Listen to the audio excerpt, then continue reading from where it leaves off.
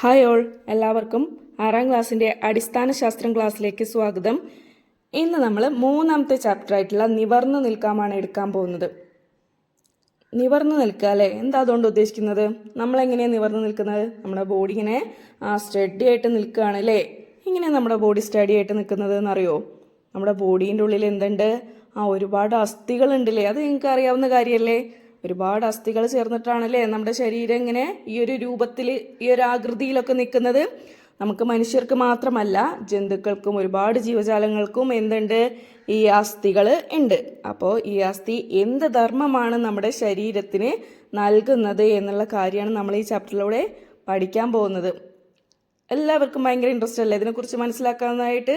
നമ്മുടെ ശരീരത്തിൽ എത്ര തരം അസ്ഥികളുണ്ട്, ഏതൊക്കെയുണ്ട് എന്നുള്ളതൊക്കെ നമുക്ക് മനസ്സിലാക്കണ്ടേ അല്ലേ? നമ്മൾ അറിഞ്ഞിരിക്കണ്ടേ?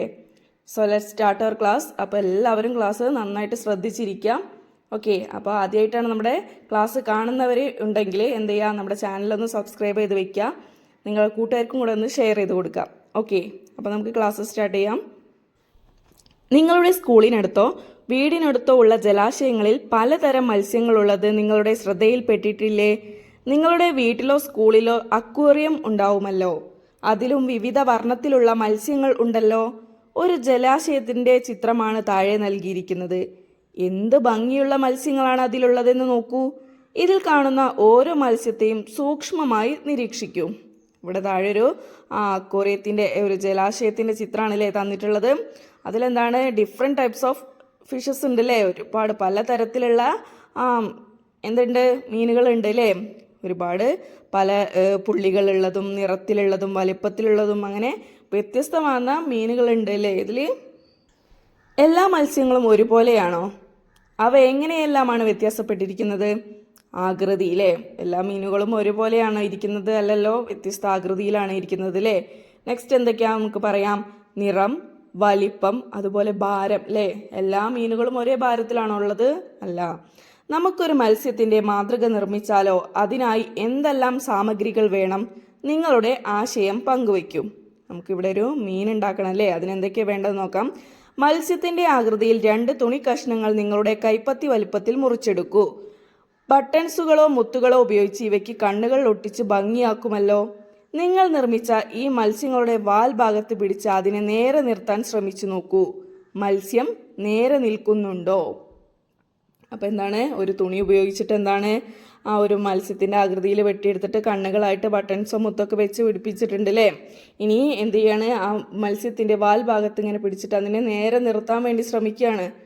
അപ്പോൾ എന്ത് സംഭവിക്കുന്നുണ്ട് നമുക്ക് നോക്കാം. ഇനി പച്ച ഈർക്കിൾ ഉപയോഗിച്ച് ചിത്രത്തിൽ കാണുന്നത് പോലെ രൂപമുണ്ടാക്കിയെടുക്കുക. ഈർക്കിളുകൾ യോജിപ്പിക്കാൻ പശയോ നൂലോ ഉപയോഗിക്കാം. ഇതിൻ്റെ ഇരുപുറവും മത്സ്യത്തിൻ്റെ ആകൃതിയിൽ മുറിച്ചെടുത്ത തുണിക്കഷ്ണം ഒട്ടിക്കൂ. ഇപ്പോൾ ഭംഗിയുള്ള ഒരു മത്സ്യത്തെ കിട്ടിയില്ലേ? അപ്പോൾ എന്താണ്? നേരത്തെ നമ്മൾ എന്ത് ചെയ്ത് 2 തുണിക്കഷ്ണം എടുത്തിട്ട് അതിൽ കണ്ണുകളായിട്ട് മുത്തുകൾ വെച്ച് പിടിപ്പിക്കുകയാണ് ചെയ്തതില്ലേ? രണ്ടാമത്തെ ചിത്രത്തിലുള്ള മത്സ്യത്തിന് നമ്മൾ ഈർക്കിൾ ഉപയോഗിച്ചിട്ട് ഒരു ആകൃതി ഉണ്ടാക്കിയില്ലേ? എന്നിട്ട് അതിൻ്റെ ഇരുപുറത്തും എന്താണ്? തുണി വെച്ചിട്ട് ഒട്ടിച്ചെടുക്കുകയാണ് ചെയ്തത്. ഇനി ഈ മത്സ്യത്തിൻ്റെ വാൽഭാഗത്ത് പിടിച്ച് അതിനെ നേരെ നിർത്താൻ ശ്രമിച്ചു നോക്കൂ. വിജയിച്ചില്ലേ? എന്തായിരിക്കും ഇതിൻ്റെ കാരണം? ചർച്ച ചെയ്യൂ. നിങ്ങൾ ഉണ്ടാക്കിയ 2 മത്സ്യങ്ങളുടെയും വാൽഭാഗത്ത് പിടിച്ച് നേരെ നിർത്താൻ ശ്രമിച്ചപ്പോൾ അവയിൽ കണ്ടെത്തിയ പ്രത്യേകതകൾ താഴെ കാണുന്ന പട്ടികയിൽ എഴുതൂ. നമ്മൾ ആദ്യം ഒരു മീൻ ഉണ്ടാക്കിയില്ലേ? എങ്ങനെയാണ് ഉണ്ടാക്കിയത്? ഒരു തുണിക്കഷ്ണം വെട്ടിയിട്ട് അതിന് മുത്തുകൾ വെച്ചിട്ട് കണ്ണൊക്കെ വെച്ചിട്ട് ഒരു മീനിനെ ഉണ്ടാക്കി. അതുപോലെ എന്താണ്? ഈർക്കിള് ചിത്രത്തിൽ കാണുന്നത് പോലെ മടക്കിയിട്ട് 2 വശത്തും തുണി ഒട്ടിച്ചിട്ട് കണ്ണൊക്കെ വെച്ചിട്ട് ഒരു മീനും കൂടെ ഉണ്ടാക്കി. ഇത് രണ്ടിൻ്റെയും വാൽ ഭാഗത്ത് പിടിച്ചപ്പോൾ ഉണ്ടായ മാറ്റം താഴെ കാണുന്ന പട്ടികയിൽ എഴുതാനാണ് പറയുന്നത്. തുണിയിൽ നിർമ്മിച്ച മത്സ്യം നേരെ പിടിച്ചപ്പോൾ എന്താ സംഭവിച്ചതെന്നും തുണിയും ഈർക്കിളും ഉപയോഗിച്ച് നിർമ്മിച്ച മത്സ്യം നേരെ പിടിച്ചപ്പോൾ എന്താണ് സംഭവിച്ചത് എന്നുള്ളത് എഴുതി കൊടുക്കാനാണ് പറയുന്നത്. ഓക്കെ, ആദ്യം നമ്മൾ തുണിയിൽ നിർമ്മിച്ച മത്സ്യമാണല്ലേ ഉണ്ടാക്കിയത്. അത് നേരെ പിടിച്ചപ്പോൾ എന്തായിരിക്കും സംഭവിച്ചിട്ടുണ്ടാവുക? മത്സ്യത്തിൻ്റെ വാൽ ഭാഗത്ത് പിടിച്ച് അതിനെ നേരെ നിർത്താൻ ശ്രമിച്ചപ്പോൾ അത് നേരെ നിൽക്കുന്നില്ല. ഇനി രണ്ടാമത്തെ ഫിഷ് അല്ലേ? രണ്ടാമത്തെ മീന് തുണിയും ഈർക്കിളും ഉപയോഗിച്ച് നിർമ്മിച്ച മത്സ്യത്തിൻ്റെ വാൽ ഭാഗത്ത് പിടിച്ച് അതിനെ നേരെ നിർത്താൻ ശ്രമിച്ചപ്പോൾ നേരെ നിൽക്കുന്നുണ്ട്. ഇതാണ് 2 മീനും നേരെ പിടിച്ചപ്പോൾ ഉണ്ടായ മാറ്റങ്ങൾ, നമ്മൾ കാണുന്ന മാറ്റം. ഓക്കെ, രണ്ട് നിർമ്മാണത്തിനും നിങ്ങൾ തുണിക്കഷ്ണങ്ങൾ ഉപയോഗിച്ചല്ലോ. പിന്നെ എന്തുകൊണ്ടായിരിക്കും രണ്ടാമതുണ്ടാക്കിയ മത്സ്യം മാത്രം നേരെ നിന്നത്? രണ്ടാമത് നിർമ്മിച്ച മത്സ്യത്തിൽ ഈർക്കിൽ ഉപയോഗിച്ചിട്ടുണ്ടല്ലേ. ഇത് എന്തിനാണ്? നമ്മൾ ആദ്യം ഉപയോഗിച്ചു രണ്ട് തരത്തിലാണ് മീൻ ഉണ്ടാക്കിയതില്ലേ. ആദ്യം തുണി മാത്രം ഉപയോഗിച്ചിട്ട് രണ്ടാമത്തേൽ തുണിയും ഈർക്കിളും ഉപയോഗിച്ചിട്ടാണല്ലേ ഉണ്ടാക്കിയത്. ആ ഈർക്കിൾ ഉപയോഗിച്ച് ഉണ്ടാക്കിയ മീനാണ് നേരെ നിന്നത് എന്നുള്ളത് നമ്മൾ കണ്ടുപിടിച്ചു അല്ലേ. അപ്പോൾ ആ ഈർക്കിൾ ഉപയോഗിച്ചത് കൊണ്ട് എന്തൊക്കെയാണ് ഉപയോഗം? ആ ഈർക്കിൾ ഉള്ളത് കൊണ്ട് എന്താണ് അതിന് ഒരു ഉപയോഗമുള്ളത്? ആ ഫിഷിന് എന്താണ് ബെനിഫിറ്റ് ഉള്ളത്? അതിനൊരു പ്രത്യേക തരം രൂപം ലഭിക്കും അല്ലേ. പിന്നെയോ അതിന് നിവർന്ന് നിൽക്കാൻ പറ്റും. അതിന് ബലം നൽകാൻ അല്ലേ, അതിൻ്റെ ബോഡിക്ക്, ആ ഫിഷിൻ്റെ ശരീരത്തിനൊരു ബോഡി നൽകാൻ ആ ഈർക്കിൾ സഹായിച്ചിട്ടുണ്ട് അല്ലേ. ഇനി മത്സ്യത്തിനുള്ളിൽ, യഥാർത്ഥ മത്സ്യത്തെ നിങ്ങൾ നിരീക്ഷിച്ചിട്ടില്ലേ? നിങ്ങൾ മത്സ്യം കഴിക്കുമ്പോൾ അതിനുള്ളിൽ മീൻ മുള്ള് കണ്ടിട്ടില്ലേ? ഇതിന് നിങ്ങൾ നിർമ്മിച്ച മത്സ്യത്തിൻ്റെ ഈർക്കിളിൽ കെട്ടിയതുപോലെ ഭാഗവുമായി സാമ്യം കാണുന്നില്ലേ? ചിത്രം നിരീക്ഷിച്ച് മനസ്സിലാക്കൂ. നമ്മൾ രണ്ടാമതുണ്ടാക്കിയ മീനിലെ അതിനെന്താണ് നമ്മൾ ഈർക്കിൾ ഉപയോഗിച്ചിട്ട് ഇതിൽ നമ്മൾ ഒറിജിനലായിട്ട് മീൻ കഴിക്കുമ്പോൾ നമ്മൾ മീനിൻ്റെ മുള്ള് കാണുന്നില്ലേ? ആ ഒരു രൂപത്തിലല്ലേ കണ്ടത്. മത്സ്യങ്ങൾക്ക് മാത്രമാണോ ഇത്തരം ഭാഗമുള്ളത്? ഈ ചിക്കൻ എല്ലില്ലായിരുന്നെങ്കിൽ മുഴുവൻ കഴിക്കാമായിരുന്നു. കുട്ടി പറഞ്ഞത് ശ്രദ്ധിച്ചില്ലേ? നിങ്ങൾ ചിക്കൻ കഴിക്കുമ്പോഴും ഇതുപോലെ കട്ടിയുള്ള എല്ല് ശ്രദ്ധിച്ചിട്ടില്ലേ? എല്ലാ ജീവികൾക്കും ഇത്തരം ഭാഗങ്ങൾ ഉണ്ടോ? ചിത്രങ്ങൾ നിരീക്ഷിച്ച് കണ്ടെത്തൂ. നമ്മൾ മീൻ കഴിക്കുമ്പോൾ മുള്ളുണ്ടല്ലേ, അതുപോലെ ചിക്കൻ കഴിക്കുമ്പോൾ നമുക്ക് എല്ല് കിട്ടുന്നുണ്ടല്ലേ. അതുപോലെ എല്ലാ ജീവികൾക്കും ഈ ഭാഗങ്ങൾ ഉണ്ടോ എന്നുള്ളതാണ് നമുക്ക് സംശയം. അത് നിരീക്ഷിക്കാനായിട്ട് ഇവിടെ താഴേതാക്കണ ഓരോ ജീവിയുടെ രൂപങ്ങൾ കൊടുത്തിട്ടുണ്ട് അല്ലേ. ഇവിടെ തന്നിട്ടുള്ളത് കോഴിയും പല്ലിയുമാണ് അല്ലേ. മറ്റു ജീവികൾക്കും ഇതുപോലെ ഭാഗമുണ്ടെന്ന് മനസ്സിലായില്ലേ? ഇതാണ് അസ്ഥിക്കൂടം. ഈ കോഴിയുടെ തൊട്ടടുത്ത് നിൽക്കുന്നതാണ് കോഴിയുടെ അസ്ഥിക്കൂടം അല്ലേ. കോഴിയുടെ അതേ ഷേപ്പ് കണ്ടില്ലേ. ഇനി അതുപോലെ പല്ലിയുടെ അസ്ഥിക്കൂടമാണ് തൊട്ടടുത്ത് കാണുന്നത്. ഇതുപോലെ എന്താണ് നമ്മൾ നേരത്തെ മീനിൻ്റെ മുള്ള് കണ്ടില്ലേ, അതാണ് മീനിൻ്റെ അസ്ഥിക്കൂടം. അതുപോലെ ഈ ഫുഡ് കഴിക്കുമ്പോൾ നമ്മൾ ചിക്കനൊക്കെ കഴിക്കുമ്പോൾ അതിൽ നിന്നും എല്ല് കിട്ടുന്നില്ലേ, അത് കോഴിയുടെ അസ്ഥികളാണ് അല്ലേ. അസ്ഥിക്കൂടം, സ്കെൽട്ടൺ. ശരീരത്തിന് ഉറപ്പും ആകൃതിയും ചില ആന്തരാവയവങ്ങൾക്ക് സംരക്ഷണവും നൽകുന്ന അസ്ഥികളുടെ ചട്ടക്കൂടാണ് അസ്ഥിക്കൂടം. എന്താണ് അസ്ഥിക്കൂടം? നിങ്ങൾ മനുഷ്യരുടെ അസ്ഥിക്കൂടം കണ്ടിട്ടുണ്ടോ? നിങ്ങളുടെ സ്കൂളിലെ ലാബുകളിലുണ്ടോ? സിനിമകളിലൊക്കെ നിങ്ങൾ കണ്ടിട്ടുണ്ടാവും അല്ലേ. അല്ലെങ്കിൽ നിങ്ങൾ പിക്ചറെങ്കിലും കണ്ടിട്ടുണ്ടാവും. നമ്മുടെ ശരീരത്തിനൊക്കെ എന്തുണ്ട്? അസ്ഥികളുണ്ട് അല്ലേ.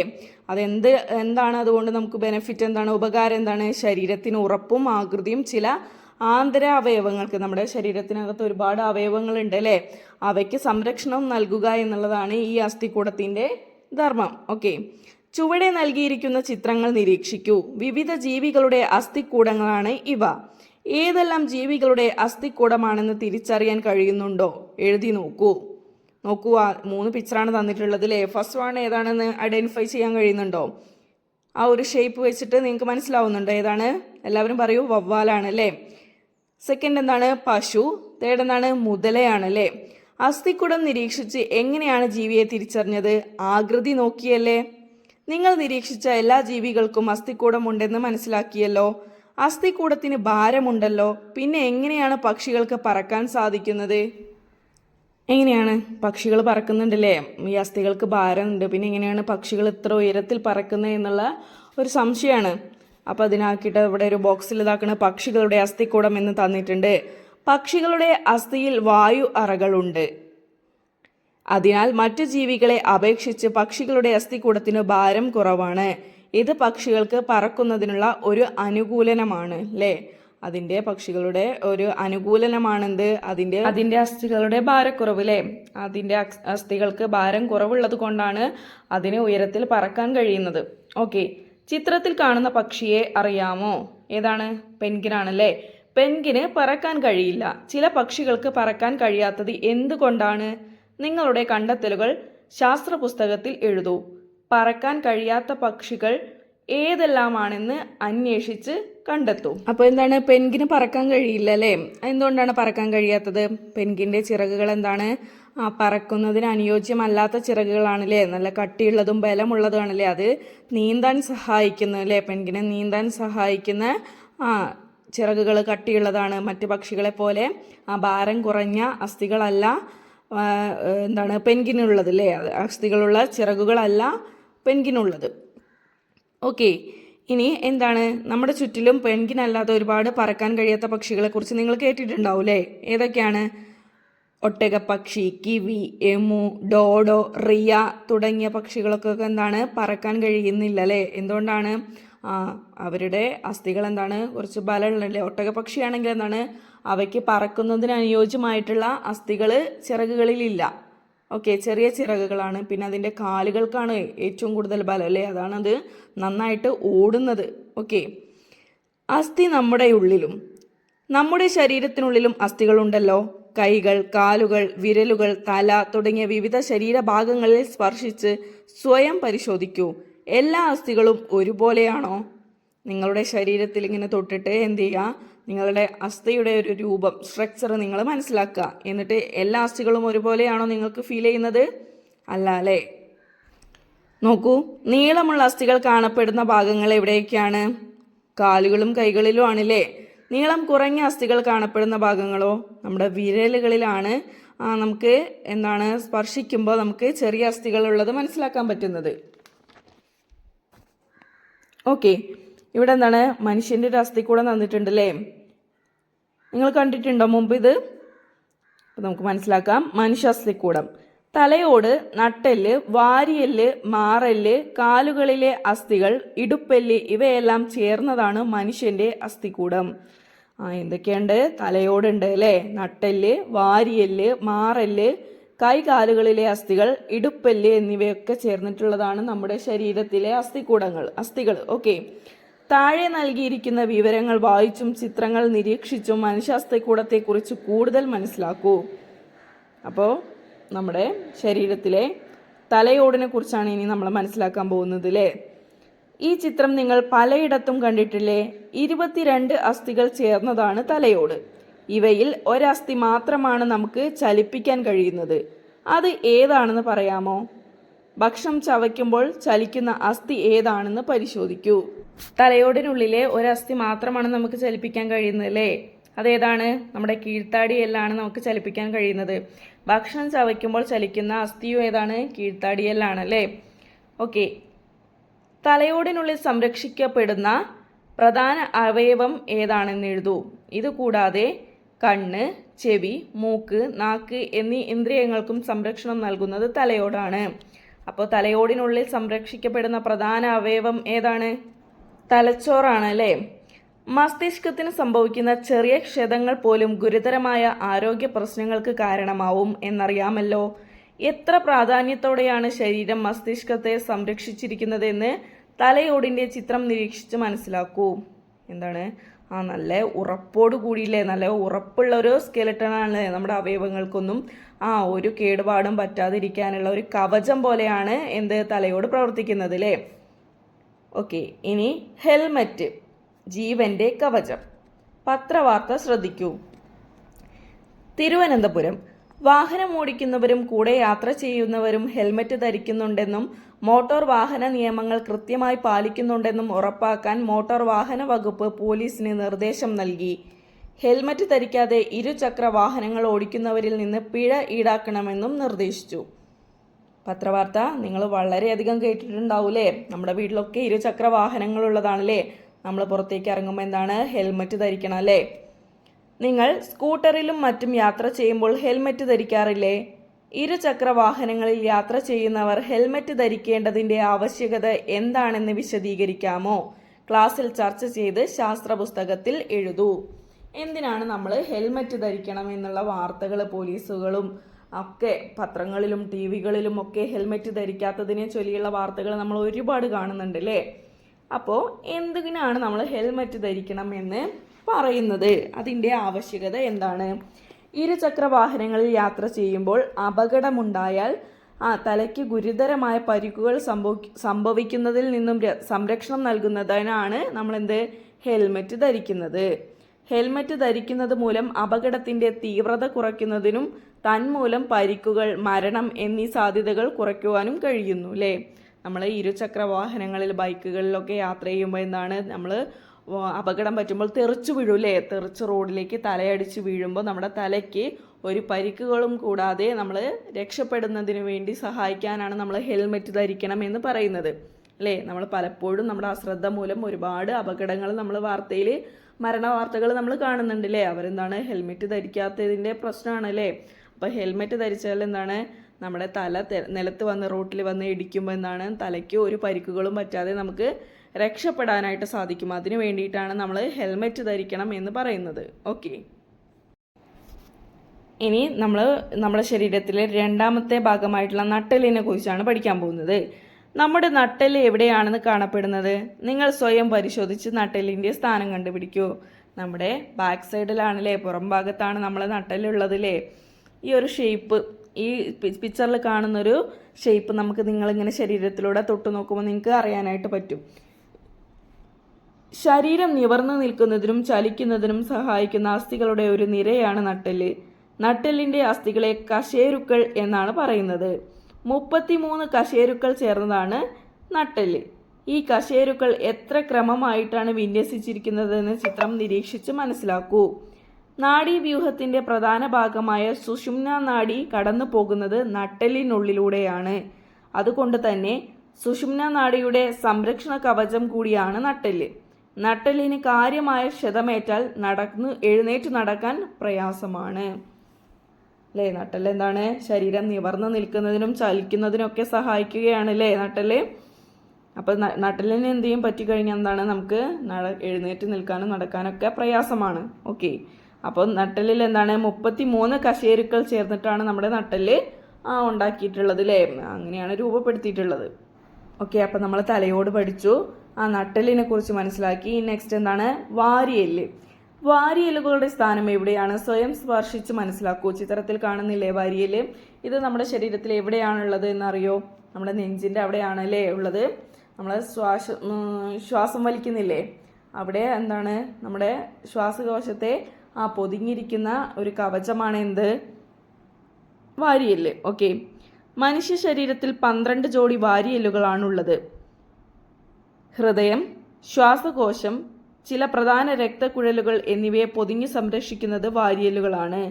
വാരിയെല്ലുകൾ പിന്നിൽ നട്ടെല്ലിനോടും മുന്നിൽ മാറലിനോടും ബന്ധിപ്പിച്ചിരിക്കുന്നു. അപ്പം എന്താണ്? അതിൻ്റെ പുറകിൽ നട്ടെല്ലുണ്ട് അല്ലേ. നമ്മൾ നേരത്തെ നട്ടെല്ലിനെ കുറിച്ച് മനസ്സിലാക്കി. അതിൻ്റെ മുന്നിൽ എന്താണുള്ളത്? നീളത്തിലൊരു മാറലുണ്ട് അല്ലേ. സൈഡിൽ കാണുന്ന ഈ 12 ജോഡികളുള്ളതാണ് എന്ത്? വാരിയെല്ലുകൾ. ഓക്കെ, തലയോട്, നട്ടെല്ല്, വാരിയെല്ല് എന്നിവയെക്കുറിച്ച് ചില കാര്യങ്ങൾ നിങ്ങൾ മനസ്സിലാക്കിയല്ലോ. താഴെ നൽകിയിരിക്കുന്ന ചോദ്യങ്ങൾക്ക് ഉത്തരം കണ്ടെത്തി ശാസ്ത്ര പുസ്തകത്തിൽ എഴുതൂ. ഓക്കെ, തലയോടിൽ എത്ര അസ്ഥികൾ കാണപ്പെടുന്നു? 12 അസ്ഥികളാണ് അല്ലേ. തലയോടിലെ അസ്ഥികൾ ചലിപ്പിക്കാൻ കഴിയുന്ന അസ്ഥി ഏതാണ്? കീഴ്ത്താടിയെല്ല്. ഓക്കെ, ഇനി മൂന്നാമത്തെ ക്വസ്റ്റ്യൻ. നട്ടെല്ല് എത്ര കശേരുക്കൾ ചേർന്നതാണ്? 33 കശേരുക്കൾ. സുഷുമ്നാ നാഡിയുടെ സംരക്ഷണ കവചം ഏതാണ്? നട്ടെല്ല്. ഓക്കെ, നമ്മൾ നട്ടെല്ലിൻ്റെ ഉള്ളിലൂടെയാണ് സുഷുമ്നാ നാഡി കടന്നു പോകുന്നതെന്ന് നേരത്തെ പഠിച്ചു അല്ലേ. ഇനി എന്താണ് നെക്സ്റ്റ് ക്വസ്റ്റ്യൻ എന്താണ്? നട്ടെല്ലിൻ്റെ ധർമ്മം എന്താണ്? നട്ടെല്ല് സുഷുമ്നാ നാഡിയുടെ സംരക്ഷണ കവചമാണ്. ശരീരം നിവർന്നു നിൽക്കുന്നതിനും ചലിക്കുന്നതിനും സഹായിക്കുന്നു. ഓക്കെ, ഇനി അടുത്ത ക്വസ്റ്റ്യൻ എന്താണ്? ഹൃദയം, ശ്വാസകോശം എന്നിവയെ പൊതിഞ്ഞു സംരക്ഷിക്കുന്ന അസ്ഥി ഏതാണ്? ഏതാണ്? വാരിയെല്ല്. ഇനി തലയോടിനാൽ പൊതിഞ്ഞ് സംരക്ഷിക്കപ്പെട്ടിട്ടുള്ള പ്രധാന അവയവങ്ങൾ ഏതൊക്കെയാണ്? തലച്ചോറ്, ചെവി, കണ്ണ്, മൂക്ക്, വായ എന്നിവയാണ് തലയോടിനാൽ പൊതിഞ്ഞ് സംരക്ഷിക്കപ്പെട്ടിട്ടുള്ള പ്രധാന അവയവങ്ങൾ. ഓക്കെ, നിങ്ങൾ തിരിച്ചറിഞ്ഞ അസ്ഥികൾ കൂടാതെ ശരീരത്തിൽ മറ്റു ഭാഗങ്ങളിലും അസ്ഥികളില്ലേ? അവ ഏതൊക്കെയാണെന്ന് നോക്കാം. നമ്മളിപ്പോൾ ഏതൊക്കെയാണ് മനസ്സിലാക്കിയത്? ഈ ഭാഗങ്ങളൊക്കെ കൂടാതെ ഇനിയും ഉണ്ട് അസ്ഥികൾ.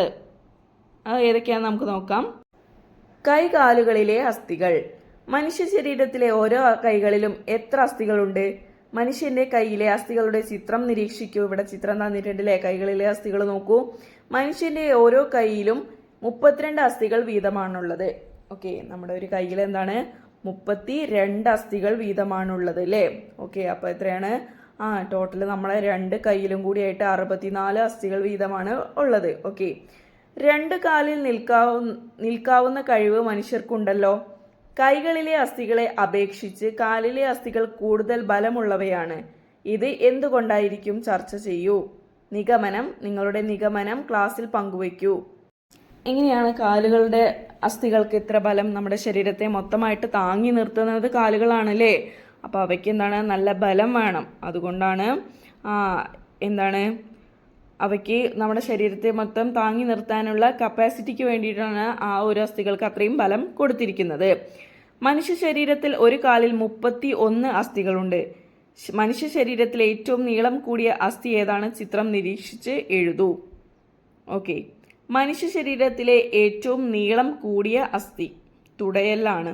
നമ്മുടെ തുടയെല്ലാണ് നമ്മുടെ ശരീരത്തിലെ ഏറ്റവും നീളം കൂടിയ അസ്ഥി. ഓക്കെ, തുടയെല്ല് എവിടെയാണ് കാണപ്പെടുന്നത്? ചിത്രം നോക്കൂ. നമ്മുടെ കൈകാലുകളേക്കാൾ ചലനാത്മകത കൈകൾക്കുണ്ടോ?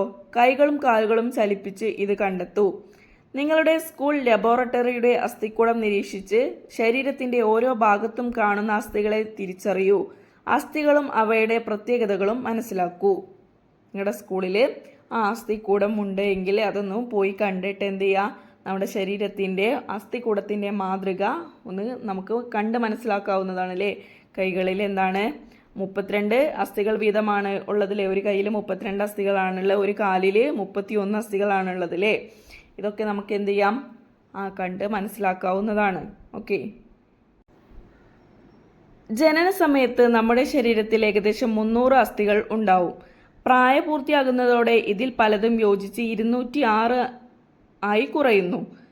മനുഷ്യ ശരീരത്തിന്റെ ഓരോ ഭാഗത്തും കാണുന്ന അസ്ഥികളുടെ എണ്ണം പട്ടികപ്പെടുത്തുക. മനുഷ്യ ശരീരത്തിലെ ആകെ അസ്ഥികളുടെ എണ്ണം കണക്കാക്കൂ.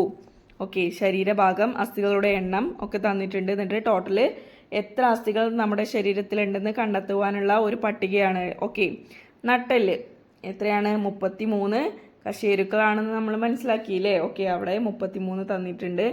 ഇനി രണ്ട് കൈയിലും, ഒരു കൈയിൽ നമ്മൾ എത്രയാണ്? 32 പറഞ്ഞല്ലേ. അപ്പോൾ രണ്ട് കൈയിലും കൂടെ ആകുമ്പോൾ 64. ഓക്കെ, ഇനി രണ്ട് കാലിൽ, ഒരു കാലിൽ 31 നമ്മൾ പഠിച്ചു.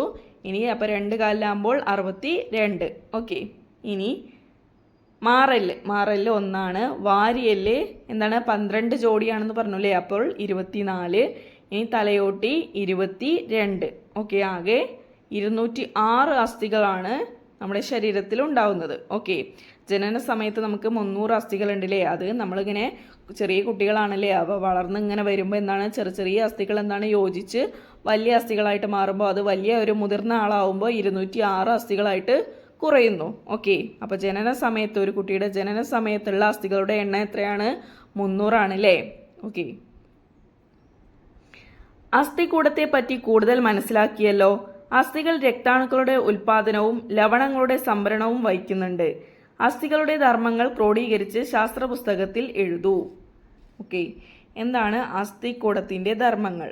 നമ്മുടെ ശരീരത്തിലെ യുടെ ധർമ്മങ്ങൾ എന്തൊക്കെയാണെന്നുള്ളത് മനസ്സിലാക്കാം. എന്താണ് ഇവിടെ തന്നിട്ടുള്ളത്? അസ്ഥികൂടം ശരീരത്തിന് ആകൃതി നൽകുന്നു. ഇനി ശരീരത്തിന് മുഴുവൻ താങ്ങായി പ്രവർത്തിക്കുന്നു, ചലനത്തിന് സഹായിക്കുന്നു, ആന്തരിക അവയവങ്ങളെ ക്ഷതങ്ങളിൽ നിന്നും സംരക്ഷിക്കുന്നു, രക്താണുക്കളുടെ ഉൽപാദനത്തിന് സഹായിക്കുന്നു, വ്യത്യസ്ത തരം ലവണങ്ങളുടെ സംഭരണത്തിന് സഹായിക്കുന്നു. ഇതൊക്കെയാണ് അസ്ഥികൾ നമ്മുടെ ശരീരത്തിന് നൽകുന്ന ധർമ്മങ്ങൾ. ഓക്കെ, നോക്കൂ. നെക്സ്റ്റ് എന്താണ്? തരുണാസ്ഥികൾ, കാർട്ടിലേജസ്.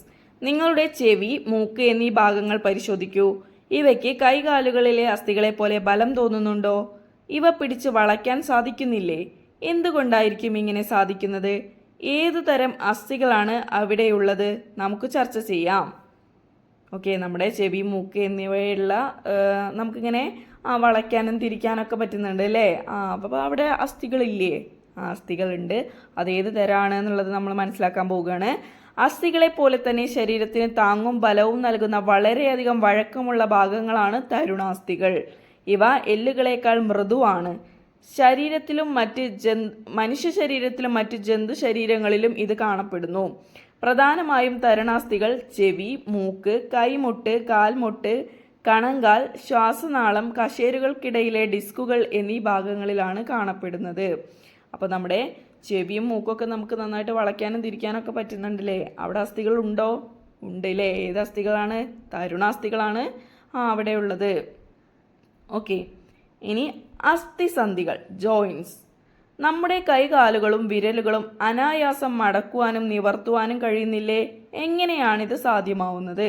നമ്മുടെ കൈ കാലുകളൊക്കെ നമ്മൾ മടക്കുന്നു, നിർത്തുന്നു, പിന്നെയും മടക്കുന്നു, നിവർത്തുന്നു അല്ലേ?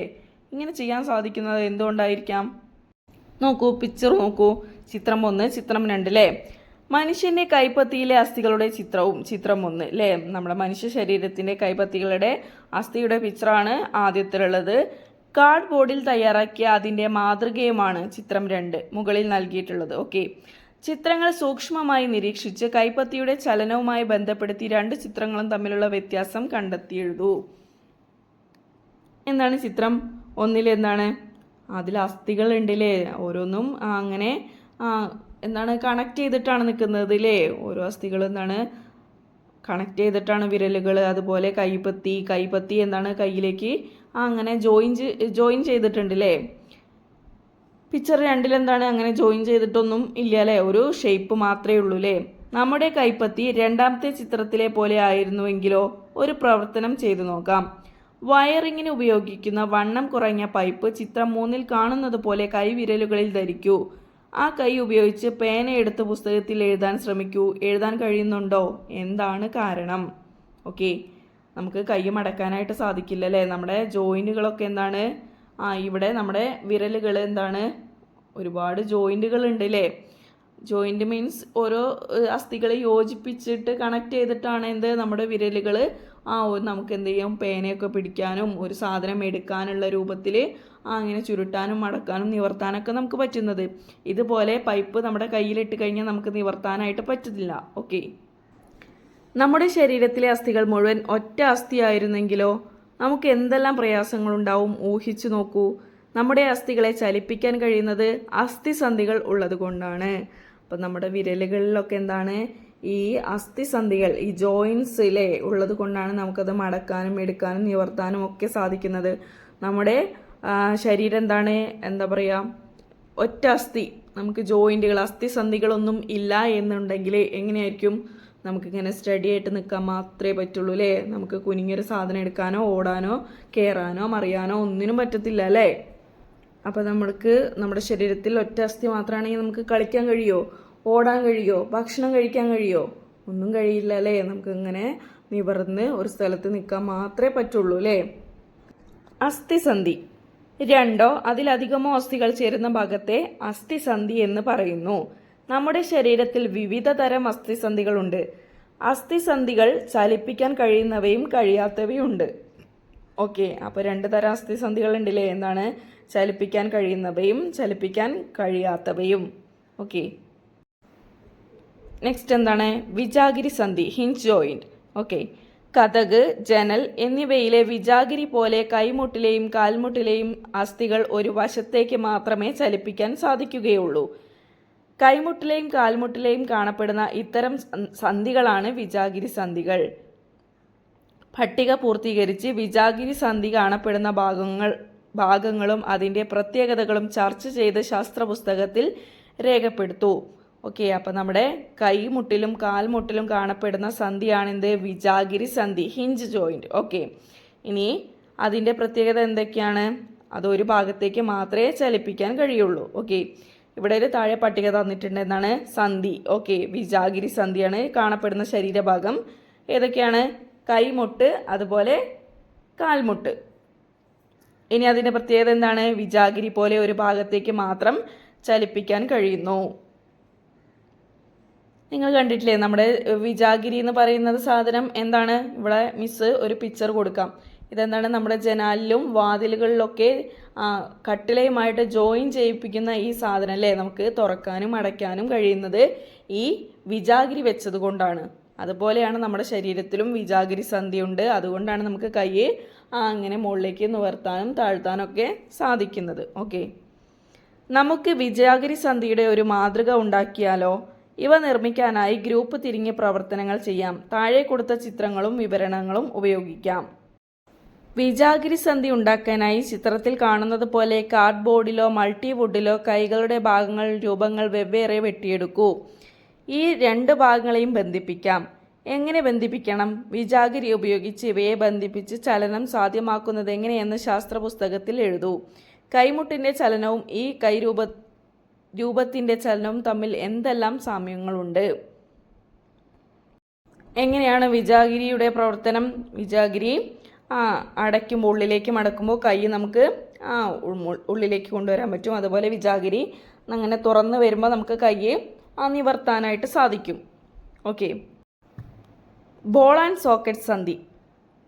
കൈമുട്ട്, കാൽമുട്ട് എന്നിവയുടെ ചലനം പോലെയാണ് തോളെല്ലിൻ്റെ ചലനം. കൈകൾ വശങ്ങളിലേക്ക് നീട്ടി ചലിപ്പിച്ചു നോക്കൂ. തോളെല്ലിൻ്റെ സന്ധി എല്ലാ വശത്തേക്കും ചലിപ്പിക്കാൻ സാധിക്കുന്നില്ലേ? ശ്രമിച്ചു നോക്കൂ. ഇത് സാധ്യമാകുന്നത് എങ്ങനെയായിരിക്കാം? നമ്മുടെ തോളെല്ലിലെ നമ്മുടെ കൈ ഇങ്ങനെ പിടിച്ചിട്ട് നമ്മുടെ ഈ കൈ വിരലുകൾ നമ്മുടെ ഷോൾഡറിൽ വെച്ചിട്ട് നമുക്ക് ഇങ്ങനെ കറക്കാനായിട്ട് സാധിക്കും അല്ലേ? നിങ്ങൾ ചെയ്തിട്ടുണ്ടോ? അങ്ങനത്തെ ഒരു എക്സസൈസ് ഉണ്ടല്ലേ? കൈ ഇങ്ങനെ നമ്മുടെ വിരലുകൾ ഷോൾഡറിൽ വെച്ചിട്ട് നമുക്കിങ്ങനെ കറക്കാനായിട്ട് സാധിക്കും. അതെങ്ങനെയാണ് സാധിക്കുന്നത്? ഇവിടെ പിക്ചറിൽ എന്താണ്? തോളെല്ലും ഇടുപ്പെല്ലും തന്നിട്ടുണ്ടല്ലേ? അതിൻ്റെ സന്ധികളിലെ കൈകളിലെ സന്ധിയും തുടയെല്ലുമായിട്ടൊക്കെ ജോയിൻ ചെയ്യുന്ന ആ സ്ഥലം ഉണ്ടല്ലോ, അത് മനസ്സിലാക്കൂ. ചിത്രം നിരീക്ഷിക്കൂ. ചിത്രം നിരീക്ഷിച്ച് തോളെല്ല്, ഇടുപ്പെല്ല് എന്നിവയുടെ ചലനത്തെ പറ്റി കൂടുതൽ മനസ്സിലാക്കൂ. ഏറ്റവും കൂടുതൽ ചലന സ്വാതന്ത്ര്യം ഉള്ള സന്ധിയാണ് ബോൾ ആൻഡ് സോക്കറ്റ് സന്ധി. ഒരു അസ്ഥിയുടെ അറ്റത്തുള്ള ഉരുണ്ട ഭാഗം ബോൾ ടൈപ്പിൽ വരുന്നത്, മറ്റൊരു അസ്ഥിയുടെ കുഴിയിൽ സോക്കറ്റ് തിരിയുന്ന രീതിയിലാണ് ഇത് ക്രമീകരിച്ചിരിക്കുന്നത്. അതിനാൽ ഇതിനെ ബോൾ ആൻഡ് സോക്കറ്റ് സന്ധി എന്ന് പറയുന്നു. തോള്, ഇടുപ്പ് എന്നീ ഭാഗങ്ങളിലാണ് ഈ അസ്ഥിസന്ധി കാണപ്പെടുന്നത്. നമ്മുടെ ശരീരത്തിൽ ബോൾ ആൻഡ് സോക്കറ്റ് സന്ധി കാണപ്പെടുന്ന ഭാഗങ്ങൾ കണ്ടെത്തി പട്ടിക പൂർത്തിയാക്കി ശാസ്ത്ര പുസ്തകത്തിൽ എഴുതൂ. ഓക്കെ, ഇവിടെ ഒരു പട്ടിക തന്നിട്ടുണ്ടെന്നാണ്. സന്ധിയിലെ ബോൾ ആൻഡ് സോക്കറ്റ് സന്ധിയെ കുറിച്ചിട്ടാണ്. ശരീരഭാഗം എവിടെയാണ്? തോളെല്ലും ഇടുപ്പെല്ലുല്ലേ. അതിൻ്റെ പ്രത്യേകത എന്താണ്? ഏറ്റവും കൂടുതൽ ചലന സ്വാതന്ത്ര്യം ഉള്ളവയാണ്. പിന്നെയോ മറ്റൊരു അസ്ഥിയുടെ അറ്റത്തുള്ള ഉരുണ്ട ഭാഗം മറ്റൊരു അസ്ഥിയുടെ കുഴിയിൽ തിരിയുന്നു. അതുകൊണ്ടാണ് അതിനെ ബോൾ ആൻഡ് സോക്കറ്റ് സന്ധി എന്ന് പറയുന്നത് അല്ലേ? ഓക്കെ, എവിടേക്കാണ് കാണപ്പെടുന്നത്? തോളെല്ല്, ഇടുപ്പെല്ല്. ബോൾ ആൻഡ് സോക്കറ്റ് സന്ധിയുടെ മാതൃക നിർമ്മിക്കാം. അതിനായി നൽകിയിരിക്കുന്ന സാമഗ്രികൾ പ്രയോജനപ്പെടുത്തുമല്ലോ. എന്തൊക്കെയാണ് സാമഗ്രികൾ വേണ്ടത്? ഐസ്ക്രീം ബോൾ 2 എണ്ണം, വലുത് 1, ചെറുതൊന്ന്. മര സ്കെയിൽ 2 എണ്ണം. നെട്ട്, ബോൾട്ട് 2 എണ്ണം വീതം. ചെറിയ ഐസ്ക്രീം ബോൾ കുഴിയിൽ കുടുങ്ങി നിൽക്കുന്ന വിധം വലിയ ഐസ്ക്രീം ബോളിൽ കുറച്ചു ഭാഗം മുറിച്ചു കളയുക. 2 ഐസ്ക്രീം ബോളുകളും ചിത്രത്തിൽ കാണുന്നത് പോലെ മരസ്കെയിൽ നട്ടും ബോൾട്ടും ഉപയോഗിച്ച് ഉറപ്പിക്കുക. വലിയ ഐസ്ക്രീം ബോൾ ഉറപ്പിച്ച മരസ്കെയിൽ പിടിച്ച് ചെറിയ ബോൾ ഉറപ്പിച്ച മരസ്കെയിലിൽ ചലിപ്പിച്ചു നോക്കൂ. തോൾ ഭാഗത്തെ ചലനവുമായി സാമ്യമില്ലേ? അപ്പോൾ താഴെ കാണുന്ന ഈ പിക്ചർ രൂപത്തിൽ അതൊന്ന് ചെയ്ത് നോക്കുമ്പോൾ നിങ്ങൾക്ക് എന്താണ് ഈ തോളെല്ലിൻ്റെയും അതുപോലെ ഇടുപ്പെല്ലിൻ്റെയൊക്കെ ഒരു പ്രവർത്തനം മനസ്സിലാക്കാനായിട്ട് സാധിക്കും. നമ്മുടെ ബോൾ ആൻഡ് സോക്കറ്റ് സന്ധി എങ്ങനെയാണ് പ്രവർത്തിക്കുന്നത് എന്നുള്ളത് മനസ്സിലാക്കാനായിട്ട് ഈ എക്സ്പെരിമെൻ്റ് നമ്മളെ സഹായിക്കും. ഓക്കെ, അപ്പോൾ എല്ലാവരും ഒന്ന് ചെയ്ത് നോക്കുക. ഓക്കെ. പിവിട്ട് സന്ധി. കഴുത്തിലെ അസ്ഥികളുടെ പ്രത്യേകത എന്താണ്? ചലിപ്പിച്ച് നോക്കൂ. കഴുത്ത് മുന്നോട്ടും പിന്നോട്ടും ഇടത്തോട്ടും വലത്തോട്ടും ചലിപ്പിക്കാൻ സാധിക്കുന്നില്ലേ? എത്രമാത്രം തിരിക്കാൻ കഴിയുന്നുണ്ട്? ഇത്തരം അസ്ഥികളെയാണ് പിവിട്ട് സന്ധി. പിവിട്ട് സന്ധി കാണപ്പെടുന്ന ശരീരഭാഗം, അതിൻ്റെ പ്രത്യേകത എന്നിവ പട്ടികപ്പെടുത്തിയിരിക്കുന്നത് ശ്രദ്ധിക്കൂ. ഓക്കെ, നമ്മുടെ ഈ തലയുടെ നമ്മുടെ ഈ എന്താ പറയുക കഴുത്തിൻ്റെ ഈ തോളെല്ലിൻ്റെ കീഴ്ത്താടി എല്ലിൻ്റെ താഴെ കാണുന്ന ഈ ഭാഗത്തിനെയാണ് നമ്മൾ പിവിട്ട് സന്ധി എന്ന് പറയുന്നത് അല്ലേ? ഓക്കെ, ഇവിടെ ഒരു പട്ടിക തന്നിട്ടുണ്ടല്ലോ. സന്ധി, പിവിട്ട് സന്ധിയെ കുറിച്ചിട്ടുള്ളതാണ്. ശരീരഭാഗം കഴുത്ത്. പ്രത്യേകത എന്താണ്? ഒരസ്ഥി മറ്റൊന്നിൽ മുന്നോട്ടും പിന്നോട്ടും വശങ്ങളിലേക്കും തിരിയുന്നു. ഓക്കെ, അപ്പോൾ മനസ്സിലായില്ലേ? കൂട്ടുകാരുമായി ചേർന്ന് പിവിട്ട് സന്ധിയുടെ മാതൃക ഉണ്ടാക്കാം. അതിനായിട്ട് പിവിട്ട് സന്ധിയുടെ മാതൃക ഉണ്ടാക്കാനായിട്ട് ചിത്രത്തിൽ കാണുന്നത് പോലെ പൗഡർ ടിന്നിൽ എടുക്കുക. ഒരു പൗഡർ ടിൻ എടുത്തിട്ട് എന്താണ് ഇത്തരം പൗഡർ ടിന്നിൻ്റെ അടപ്പ് ശ്രദ്ധിച്ചിട്ടുണ്ടോ? എങ്ങനെയാണ് അടപ്പ് ചലിക്കുന്നത്? നമ്മുടെ കഴുത്തിൻ്റെ ചലനവുമായി എന്തെങ്കിലും സാമ്യമുണ്ടോ? പൗഡർ ടിന്നിൽ പാവയുടെ തലയുറപ്പിച്ച് പിവിട്ട് സന്ധിയുടെ മാതൃക നിർമ്മിച്ചു നോക്കൂ. നമ്മുടെ കഴുത്ത് വശങ്ങളിലേക്ക് തിരിയുന്നത് പോലെ പാവയുടെ കഴുത്തും തിരിക്കാൻ കഴിയുന്നില്ലേ? നമ്മുടെ ശരീരത്തിൽ കാണുന്ന 3 തരം അസ്ഥികളും അവയുടെ പ്രത്യേകതകളും പട്ടികപ്പെടുത്തി ക്ലാസ്സിൽ പ്രദർശിപ്പിക്കൂ. ശാസ്ത്ര പുസ്തകത്തിൽ രേഖപ്പെടുത്തൂ. അപ്പോൾ മക്കളെ, ഏതൊക്കെ സന്ധികളായിരുന്നു നമ്മൾ പഠിച്ചത്? വിജാഗിരി സന്ധി, ബോൾ ആൻഡ് സോക്കറ്റ് സന്ധി ആൻഡ് പിവറ്റ് സന്ധി അല്ലേ? ഈ 3 തരത്തിലുള്ള ആ സന്ധികൾ നമ്മൾ പഠിച്ചു അല്ലേ? ഇനി നെക്സ്റ്റ് എന്താണ്? അസ്ഥിഭംഗം, ഫ്രാക്ചർ. ചിത്രം നോക്കൂ. കുട്ടിയുടെ വലത് കൈ ശ്രദ്ധിക്കൂ. എന്താണ് പറ്റിയത്? ഇത്തരം പ്രശ്നങ്ങൾ നിങ്ങളിൽ ആർക്കെങ്കിലും ഉണ്ടായിട്ടുണ്ടോ? എന്തുകൊണ്ടാണ് ഇങ്ങനെ കെട്ടിവെക്കേണ്ടി വരുന്നത്? കുട്ടിയുടെ കൈ എന്താണ്? ചെറുതായിട്ടൊന്ന് പൊട്ടിയിട്ടുണ്ടല്ലേ, ഒടിഞ്ഞിട്ടുണ്ട്. കൈ ഇങ്ങനെ കെട്ടിവെച്ചിരിക്കുകയാണല്ലേ. നിങ്ങളുടെ കൈ ഇതുപോലെ ആരെങ്കിലും ഉണ്ടായിട്ടുണ്ടോ? അങ്ങനെ ഇല്ലാതിരിക്കാൻ മാക്സിമം നിങ്ങൾ ശ്രദ്ധിക്കണം. ഓക്കെ.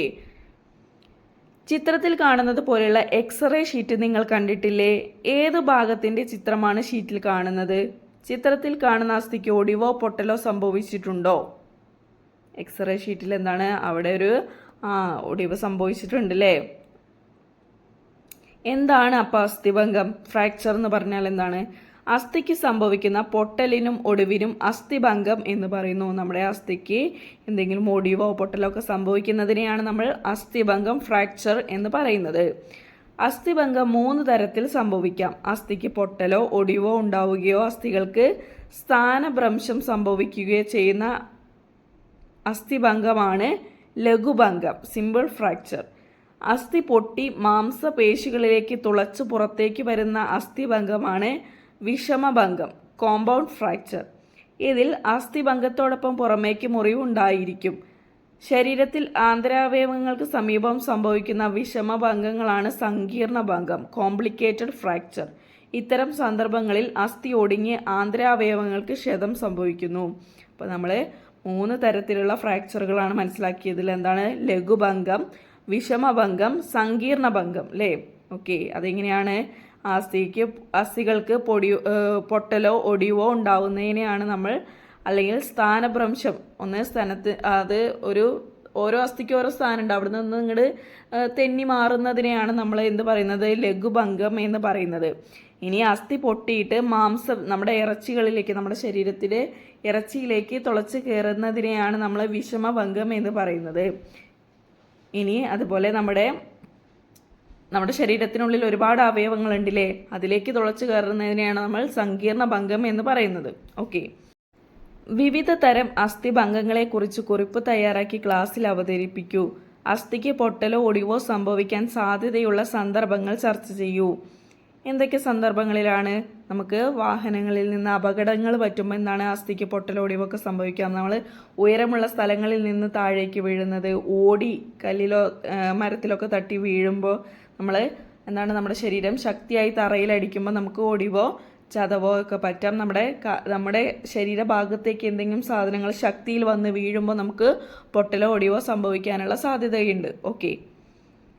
അധിക വായനയ്ക്ക് എക്സ്റേ. 1895 ജർമ്മൻ ഭൗതിക ശാസ്ത്രജ്ഞനായ വിൽഹം കോൺറാഡ് റോഡ്ജൻ ആണ് എക്സ്റേ കണ്ടെത്തിയത്. മനുഷ്യന്റെ കൈകളിലെ അസ്ഥികളുടെ ഫോട്ടോഗ്രാഫിക് ചിത്രം എക്സ്റേ ഉപയോഗിച്ചെടുത്ത് റോഡ്ജൻ ആണ്. മാംസപേശികളിലൂടെ കടന്നു പോകുന്നതും എല്ലുകളിലൂടെ കടന്നു പോകാത്തതുമാണ് എക്സ്റേ. എന്താണ് എക്സ്റേ എന്ന് പറഞ്ഞാൽ? നമ്മുടെ മാംസപേശികളിലൂടെ കടന്നു പോകുന്നതും എല്ലുകളിലൂടെ കടന്നു പോകാത്തതിനെയുമാണ് നമ്മൾ എക്സ്റേ എന്ന് പറയുന്നത്. ഇത് കണ്ടെത്തിയത് ആരാണ്? ജർമ്മൻ ഭൗതിക ശാസ്ത്രജ്ഞനായ വിൽഹെം കോൺറാഡ് റോഡ്ജൻ ആണ് എക്സ്റേ കണ്ടുപിടിച്ചിട്ടുള്ളത്. ഓക്കെ. അസ്ഥിഭംഗം സംഭവിച്ചിട്ടുണ്ടെന്ന് എങ്ങനെയാണ് മനസ്സിലാക്കുന്നത്? പരിക്കേറ്റ ഭാഗത്ത് നമുക്ക് വേദന വരൂലേ? പരിക്കേറ്റ ഭാഗം അനക്കാൻ പ്രയാസം തോന്നും. സമാന ഭാഗങ്ങളുമായുള്ള വ്യത്യാസം അല്ലേ? അപ്പോൾ നമ്മൾ അസ്ഥിഭംഗം സംഭവിച്ചിട്ടുണ്ടെങ്കിൽ എന്താണ്? അപ്പോൾ ഒരു ഒടിവ് സംഭവിക്കുക, അല്ലെങ്കിൽ തെന്നി നീങ്ങുകയൊക്കെ ചെയ്തിട്ടുണ്ടെങ്കിൽ, ഒരു ലഘുഭംഗം സംഭവിച്ചിട്ടുണ്ടെങ്കിൽ നമുക്ക് എന്താണ്? അവിടെ വീക്കം വരൂലേ?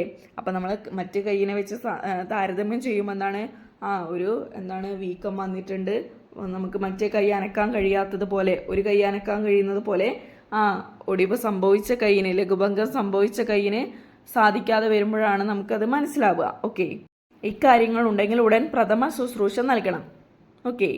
അപ്പോൾ എന്താണ് ഈ പ്രഥമ ശുശ്രൂഷ എന്ന് പറഞ്ഞു കഴിഞ്ഞാൽ? നിങ്ങൾക്കറിയോ എന്താണ് പ്രഥമ ശുശ്രൂഷ എന്ന് പറഞ്ഞു കഴിഞ്ഞാൽ? അസ്ഥിഭംഗം സംഭവിച്ച ഒരാൾക്ക് എന്ത് പ്രഥമ ശുശ്രൂഷയാണ് നൽകുക? പരിക്കേറ്റ ഭാഗത്ത് അനക്കം തട്ടിയാൽ എന്ത് സംഭവിക്കും? എങ്ങനെയാണ് അനക്കാതെ നിർത്തുക? നിങ്ങളുടെ ആശയങ്ങൾ പങ്കുവയ്ക്കൂ. പരിക്കേറ്റ ഭാഗം ചലിപ്പിക്കാതെ നോക്കണം. അതിനായി പരിക്കേറ്റ ഭാഗം സ്പ്ലിന്റ് ഉപയോഗിച്ച് കെട്ടാം.